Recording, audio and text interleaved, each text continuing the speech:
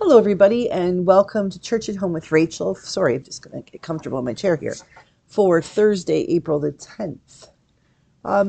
Been thinking a lot lately. I've been on the road, Provincial House of Bishops, National House of Bishops, and up to Thompson and Woboden and the Pond, Sapotawiak, Sap, and last couple weeks, and just been really, really busy and thinking a lot as I travel, especially around the country. I've been to Ontario and traveling around extensively in Ontario and Manitoba, and thinking about our position as Canadians and thinking about our upcoming election in 18 days, and really considering how we are called to consider this election.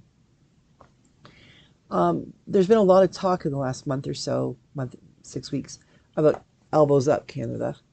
The idea that comes from Gordie Howe, by the way, who is a Canadian, played for the Detroit Red Wings, also played, I believe, for the Dallas when Dallas was in the WHL, and played with his sons, if I'm not mistaken.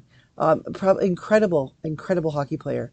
Lots of conversation about the great one being Wayne Gretzky, but truth is, Gordie Howe, just the quintessential Canadian hockey player, good Saskatchewan boy, just good farm boy, good all-around player. We used to talk about a Gordie Howe hat trick, a goal. Usually a hat trick is 3 goals. A Gordie Howe hat trick was a goal, an assist, and a fight. Penalty. Might have been a fight. But anyway, point being, Gordie Howe was known to have his elbows up. He'd go in the corners, hit somebody, kept his elbows up, keep the defensive posture up. It's a bit offensive as well, but just covering your angles when you're in the corners. And that's what the call has been for Canada. Elbows up, Canada. As we listen to the rhetoric about the 51st state and what the person in the White House, the resident of the White House in the States, has been saying all this time since, well, before his inauguration and ramped up since then, which has gotten us into a bit of a pickle in Canada because we're coming up on an election.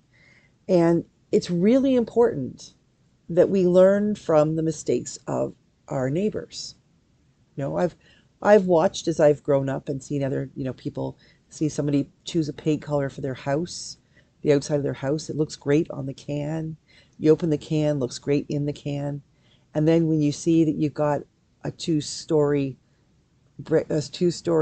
house with siding and that incredibly beautiful salmon pink color in the can looks like Pepto-Bismol on your house.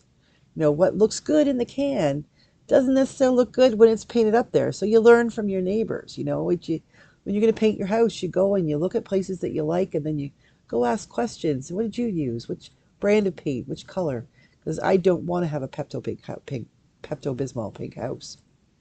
We learn from our neighbors. And if they make mistakes, we learn not to make those mistakes. And one of the mistakes I think that we should be learning is to paying attention to the polls. We need to ignore the polls. The polls tell us nothing.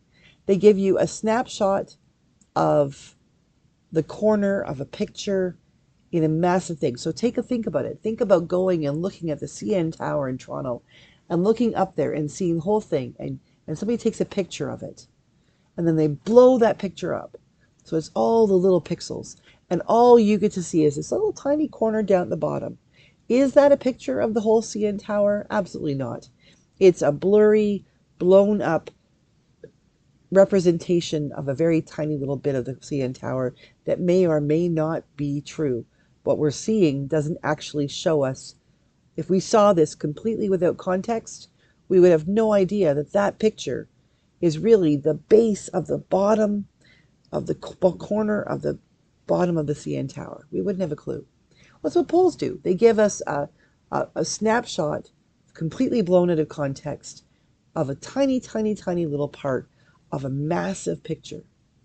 And if we start thinking in terms of, whoever we're choosing to vote for, I am not suggesting who you should vote for. You can ask me and I'll tell you, but I'm not suggesting who you should vote for.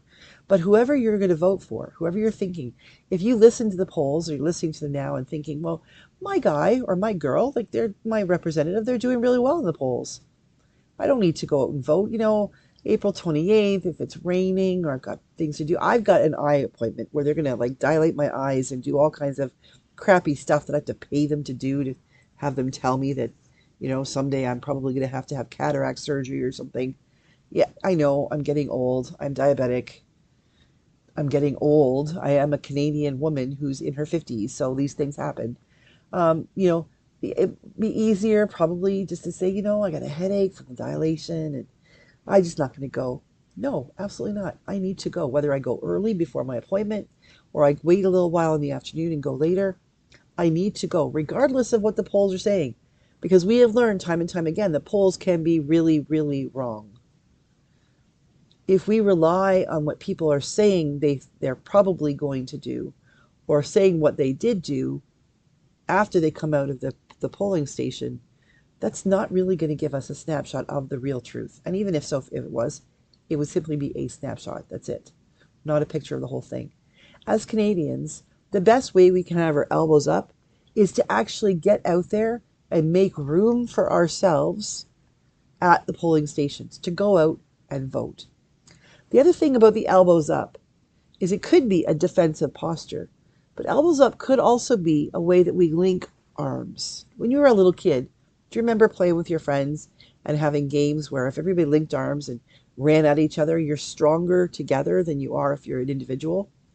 I remember when I was maybe 12, I think, 11, maybe 11, I was still living in Hanover, and there were a bunch of girls we were friends with, and Tamara and Candy and Barb and me and a few other people. And there were a whole bunch of brothers kicking around. I didn't have any brothers, but there were plenty of them. And they loved to torment us. Wherever we went, whether it was park, somebody's backyard, even into their bedroom, they would tear in and knock down the door and drive us crazy. So we created a club, this girls' club. And we even went so far, it was the 80s, we had those long strings of material used for friendship bracelets. We'd get these long strings and we braid them and we made headbands. Very 80s. But we had a motto and everything. But we would walk down the street arm in arm, elbows up together, arms and elbows. And when the guys would come at us, they couldn't take us down because we were stronger together. So yes, Canadians, we need to have those elbows up. But for those of us who are Christian, for those of us who are not even just Christian, but those of us who are prayerful, who we believe in something greater than we are, we also need, with our elbows up, we also should have our knees down. We should be praying about the outcome of our elections. We should be praying about who we vote for. Is the person, because in Canada we don't vote for the Prime Minister, unlike the States.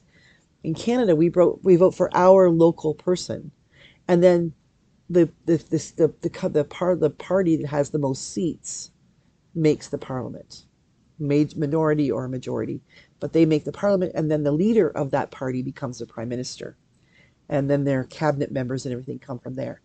So we should be praying for in our own community for the representative that we believe would do the best job for us as Canadians.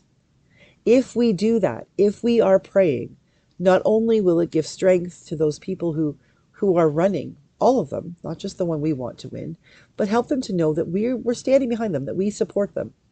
It may also contribute to them understanding that if our party person doesn't win, the reminder that, like our neighbors to the south keep forgetting this, that even if you don't vote for that party and they become the representative, the member of parliament for your area, you are their constituents.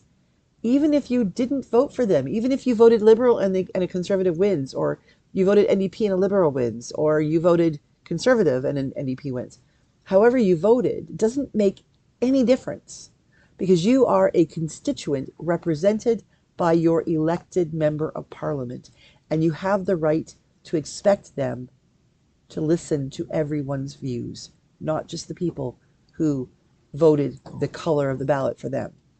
We don't go by color of ballot, but you know what I mean. We need to be praying. When we are praying for our own local elections, then it means we're also praying together that we might find ways to work together.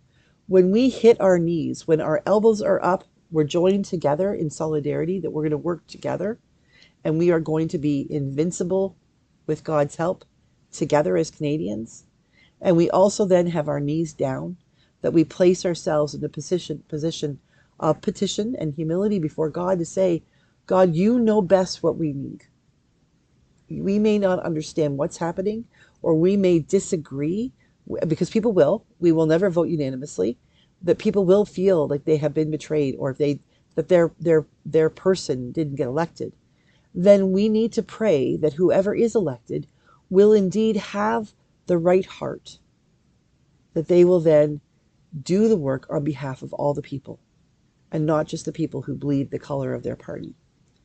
And so as we spend the next 18 days preparing for this election, I do encourage us Canadians of north of the border here have elbows up, not just to fight, but to be in solidarity, to link arms together, that we can be strong and stand as Canadians, but also to be knees down, that we might truly be seeking as faithful Canadians what the divine is calling us to seek.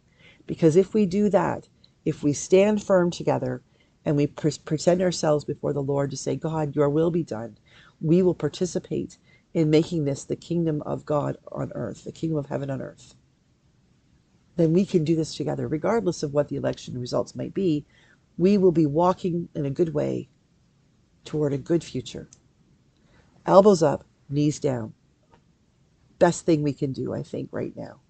So please pray for us, those of you who are Canadian. Please pray for our election process, that it may be uninterfered with by Musk or other Americans or China or anywhere else, that Canadians will truly be able to discern and understand what is truth and what is fiction, and that we might find a way to recognize that in our diversity, in our arguments, in our different opinions, we will find the one true path forward, in which every single Canadian, those who have been here from time immemorial, those who have been here for hundreds of years, and those who are new to our soil, will find a way that we can walk together, knowing that this is indeed a wonderful nation, one worth living in and one worth serving.